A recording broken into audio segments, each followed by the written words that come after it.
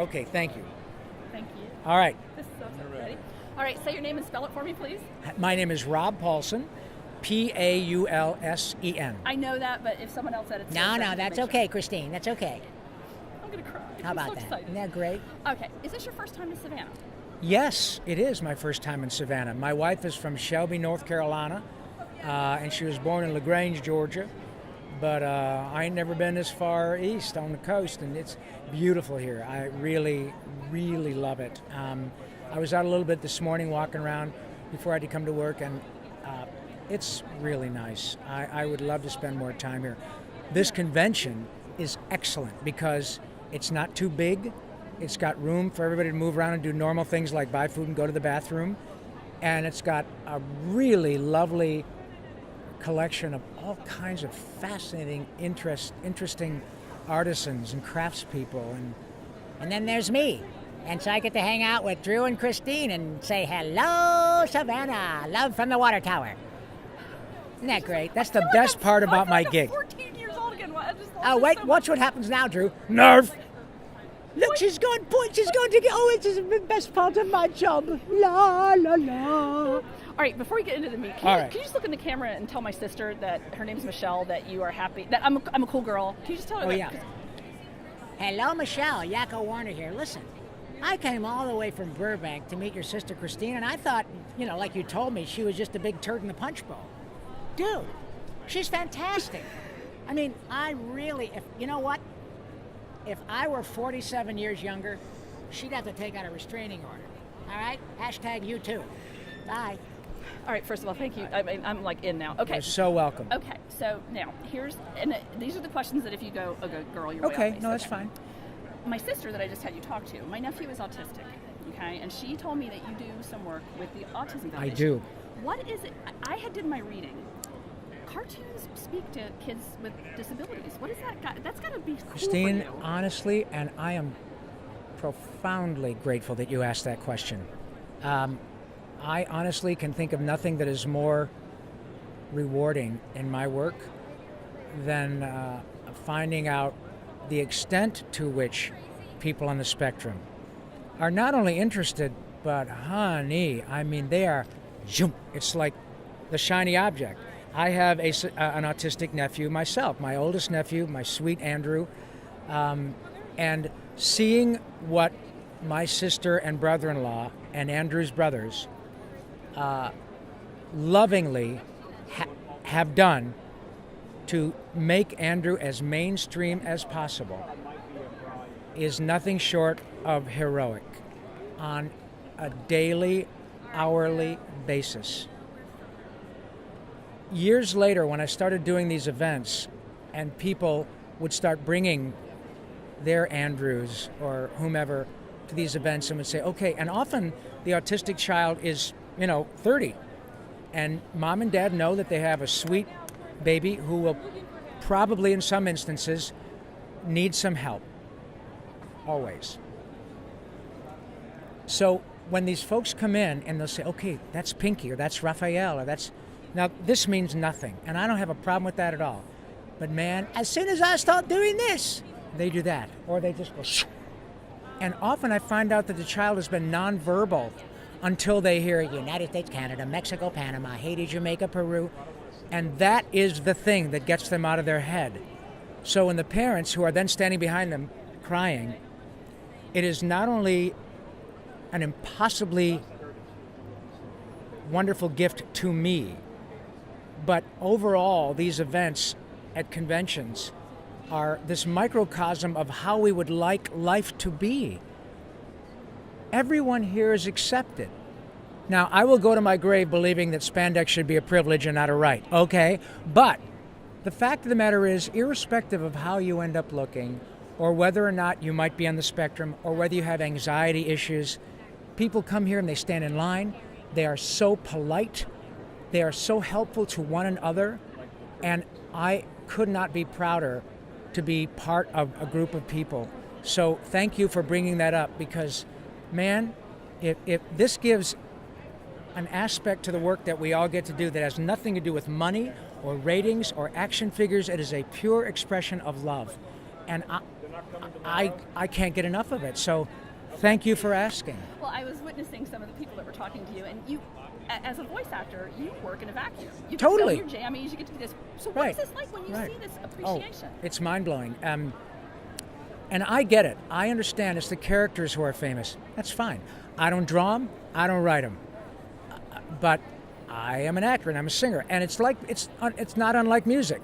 When you grow up listening to, Mariah Carey every day, or James Taylor, or whomever, Cardi B now, whomever, it will become emblazoned in your soul. Same thing with me when I grew up listening to certain music or yeah, what's up, Doc, or whatever.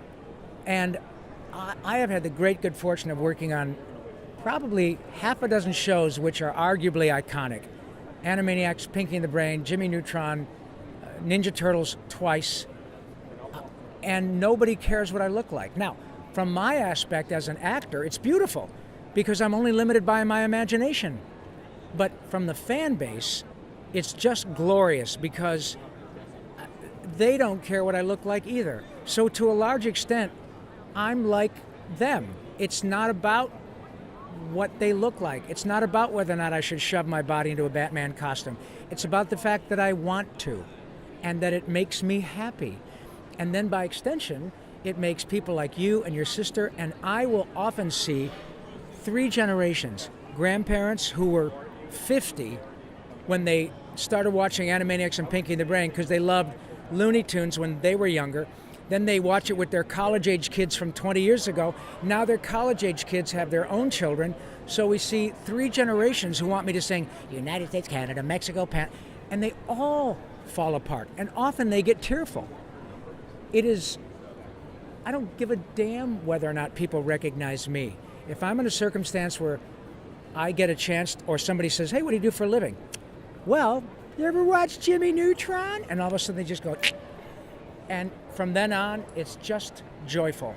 So you're looking at a lottery winner, and moreover, I get it. I get how lucky I am, and this is something I want to do until I just literally can't do it anymore. It feeds my soul.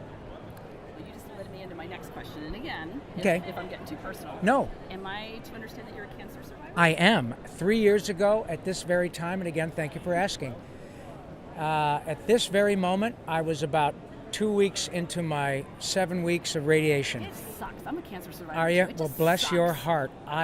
It does. But you had, I had throat cancer. which is the instrument you use Yes. in your profession. I got to tell you, there's that old adage, and it's true, that we make plans and God laughs.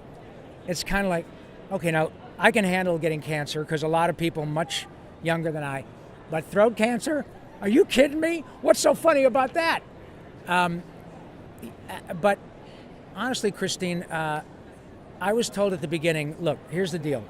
We're pretty sure you're going to be okay. However, before we treat you, we almost have to kill you. The treatment for throat cancer, well, for any cancer, but the treatment is pretty brutal for obvious reasons. You eat, you drink, you smooch people, you swallow. It's very hard. But I now have a more interesting story. Moreover, thanks to nice people like you and Drew, I have a chance when this airs, so somebody says, holy smoke, this guy who was essentially the voice of one of the voices of my childhood, he had stage 3 throat cancer. He's back to work, he's doing his thing. He lost 50 pounds, but he's back to doing it. Maybe I can handle whatever. And the fact is, I wrote, and a shameless plug, but it's important, I wrote a book, and it's called Voice Lessons, and it's coming out in October of this year.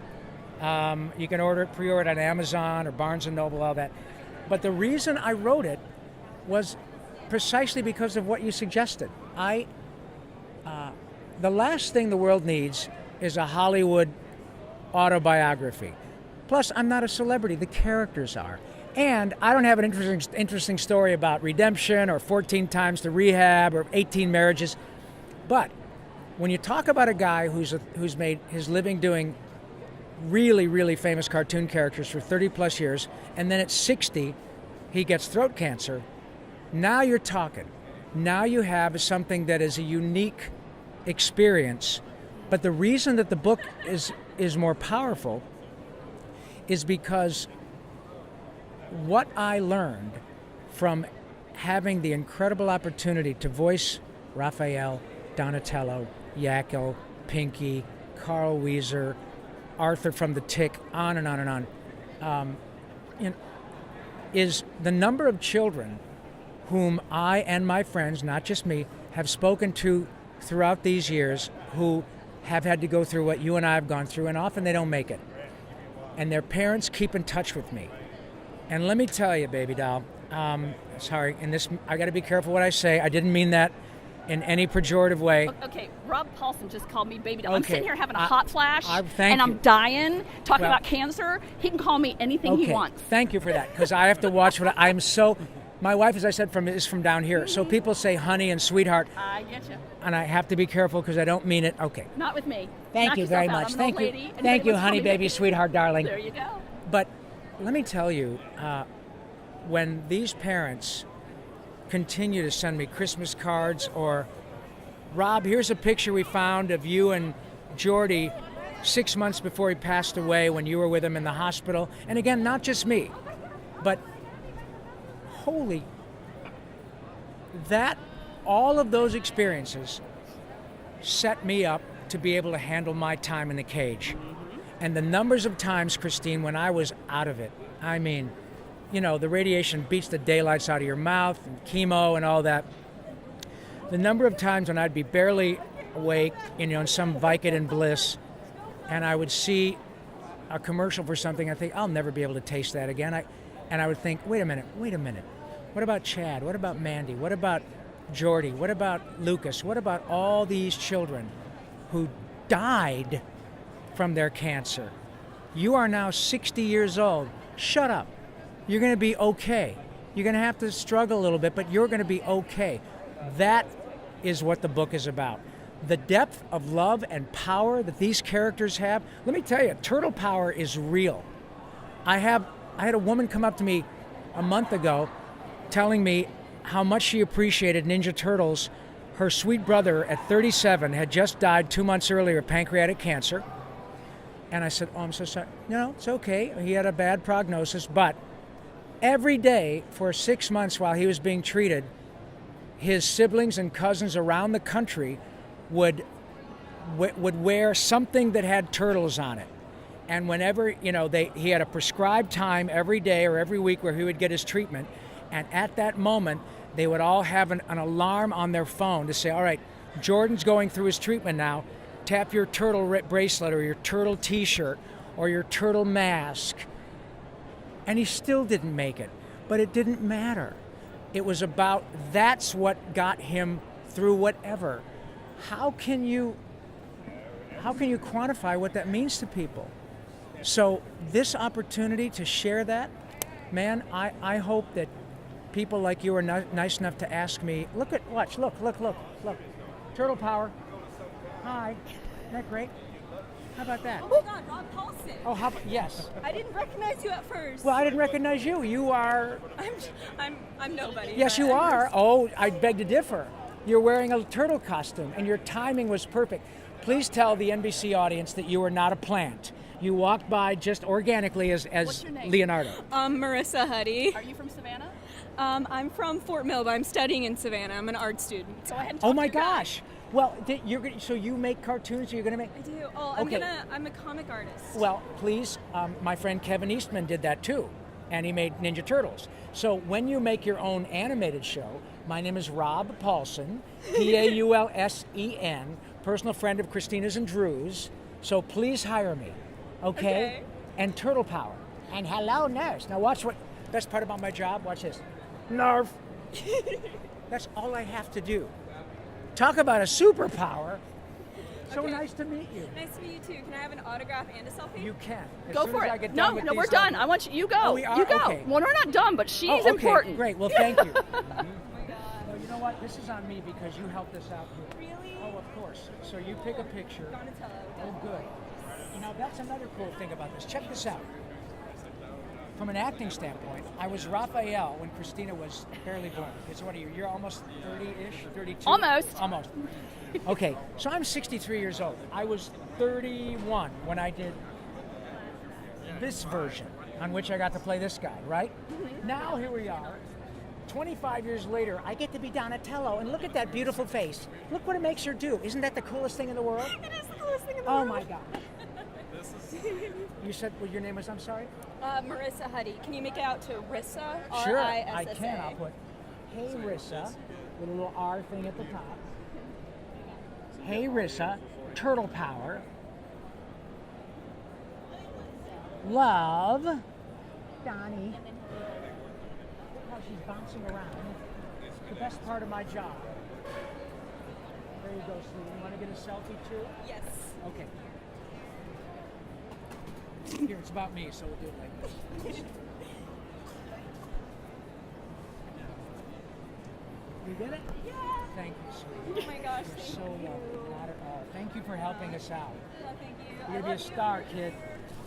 Anyway, that happens all the time.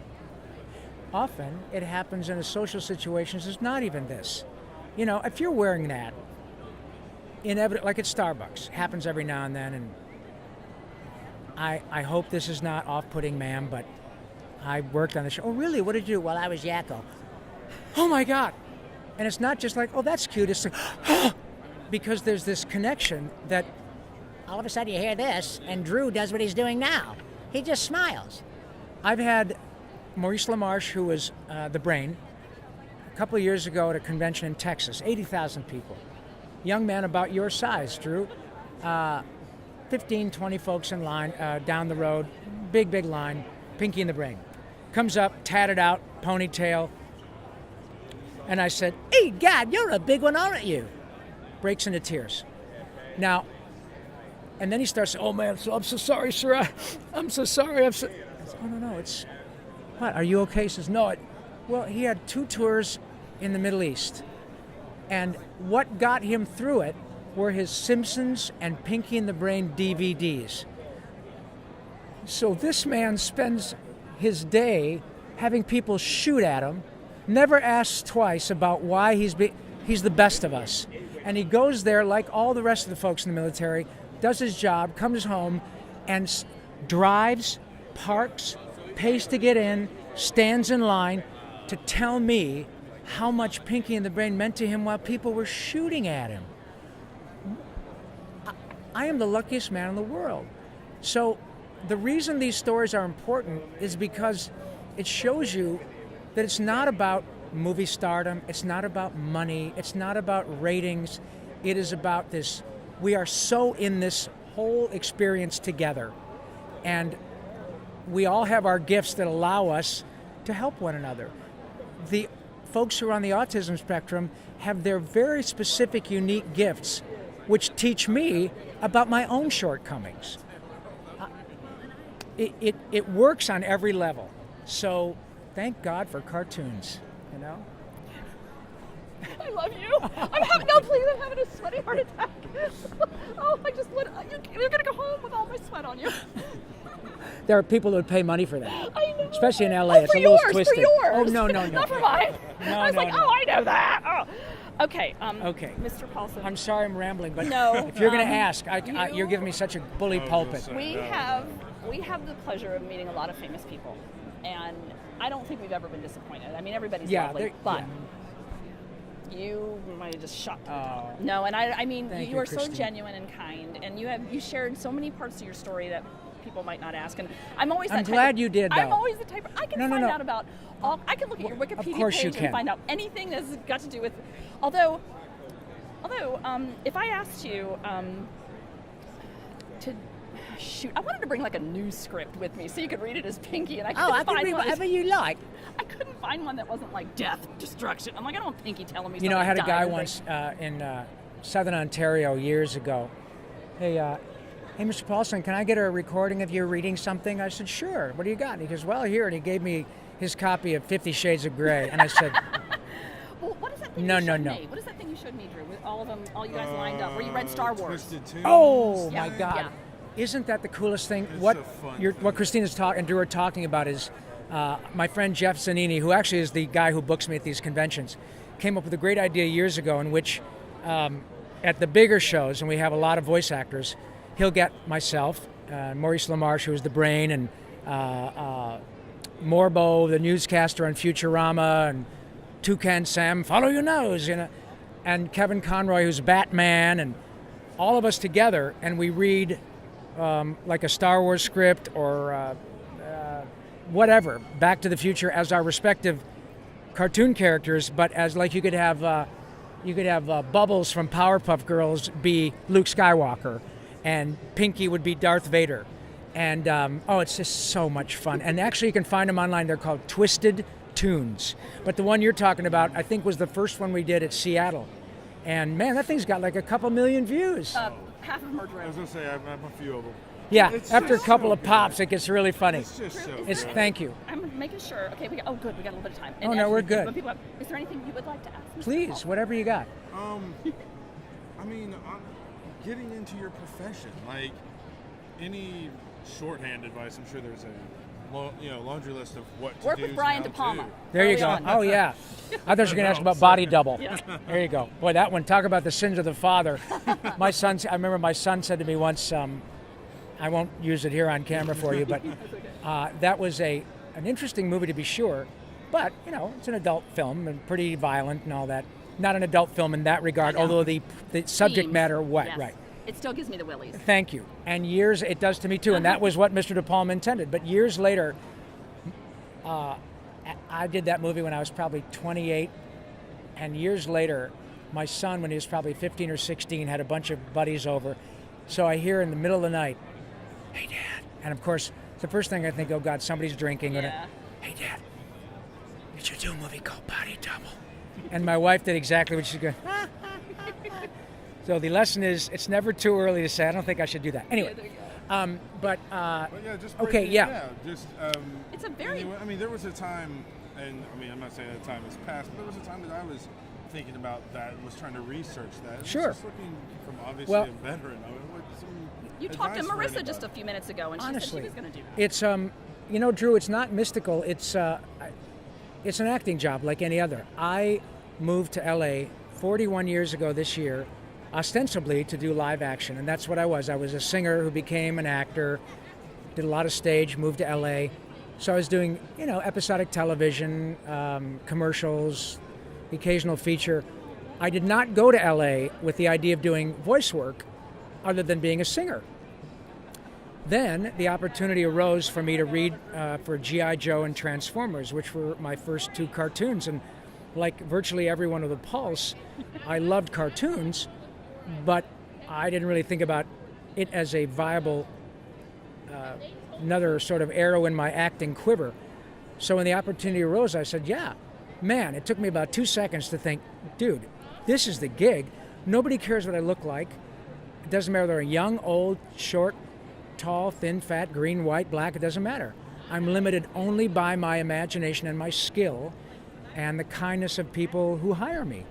And the same is true now, 30 odd years later. Ninja Turtles is now, the whole franchise is now 35 years old this year. Animaniacs and Pinky and the Brain are being rebooted for next year for Hulu with Mr. Spielberg at the helm again. So the king of Hollywood says, I know, people really still love Animaniacs and Pinky and the Brain. Maybe we should do more of those. The fan base is probably hundreds of millions of people. And it's glorious to see this.